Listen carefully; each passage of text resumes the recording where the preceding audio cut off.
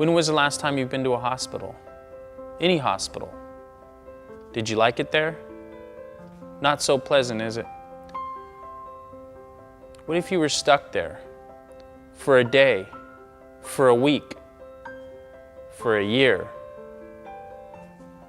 What about indefinitely? This is a story about two patients who might not ever leave again.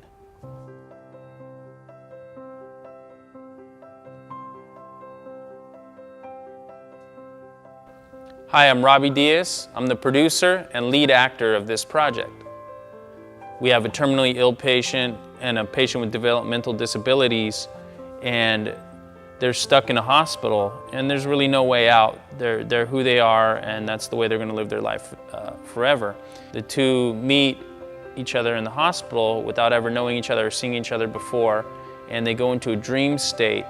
They want to celebrate their life as if they weren't sick and just really be able to be in the moment with each other.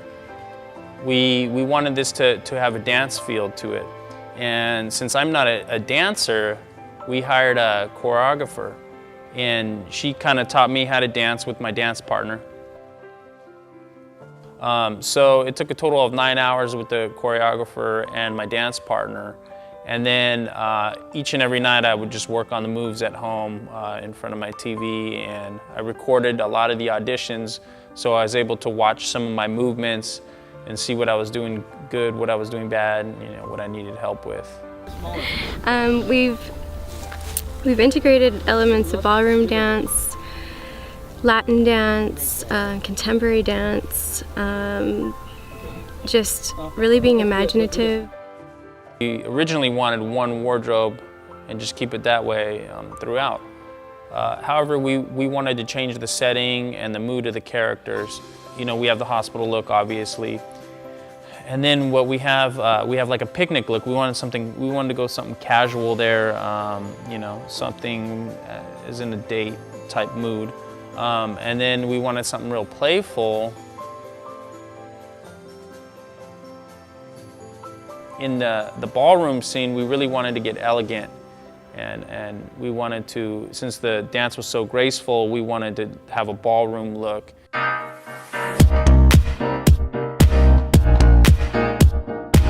If I were taller, maybe I could do one of those cool scenes. Yes, Puma. You're still sitting up. Can we do it? You know what? You caught it. I don't want exactly this. Sound plugins. But first of all, it's compact. I used more expensive mics, and this gives same results for a lot less price. Also, you can pick from Yeah, so I would say the biggest challenge is within the environment. One day extremely warm, the next day extremely windy and cold.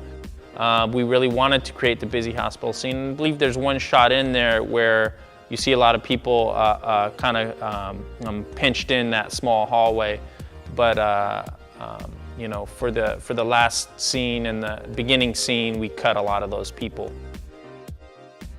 Our last scene, our last dance scene, was actually supposed to be in a ballroom setting. 2 a.m. the morning, so 4 hours before we were supposed to shoot, he canceled on us, and we lost our location at the very last moment. So we had a backup plan, fortunately, and we shot at a studio with a white wall. We had to shoot that day for sure because we had scheduled everybody, and it would have been real rough to fit everybody else's schedules in another day, given the time constraint that we had for the festival.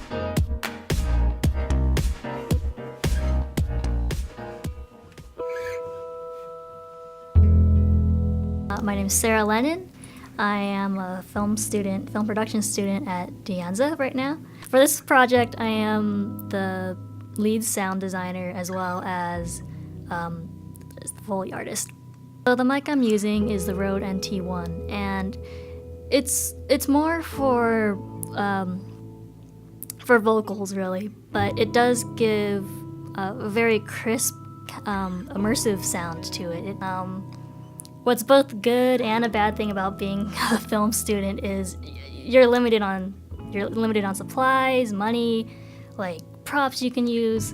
So you really have to get creative with your process. So for instance, there's a part they're like walking on grass, and I don't have the money or the resources to bring grass into a studio or something and walk around on grass. So what I ended up doing is like getting a plastic bag, filling it with some cloth to mute on it, and walk on that. While you're doing this, you also, especially with footsteps, you have to think about the character. Like it's a man, it's a woman, they might be heavier or lighter, what's the mood? They're walking, they're running, they're dancing. And as well as the texture that they're going on, especially. It's grass, it's a hospital. Well, with Foley, it's a different field than location sound recording.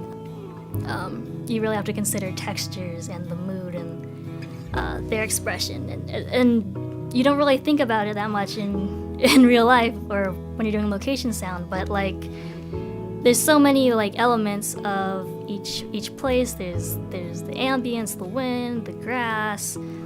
There's people walking around. There's the clothes rustling. There are instances at the beginning where someone runs into him, his hat falls off, or hits his shoulder or whatever. You have to think about impacts and clothing rustling. And as well, like, you can also add like maybe rustling when they walk. Like, it can be really subtle, but to me, a good sound design is when you don't even notice it.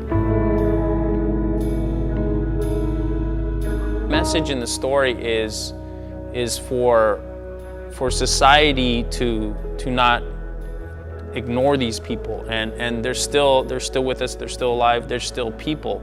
So quite often society is moving so fast that they're not getting the proper attention and the proper need by the people in the hospital, by people like you and me, just because their life has slowed down and ours hasn't.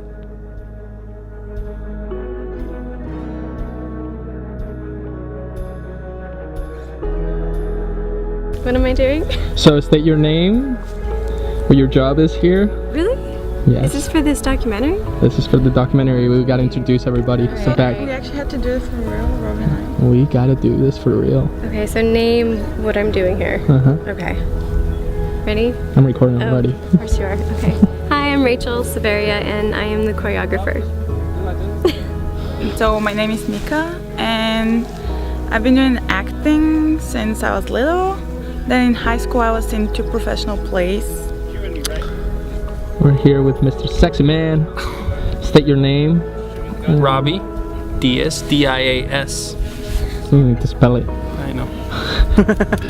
Camera shy, actually. So that's You're why camera I'm like, shy? Yeah. So that's why I'm like, I don't know. I'm not really. You're cool. You look great. Oh, thanks, but still camera shy.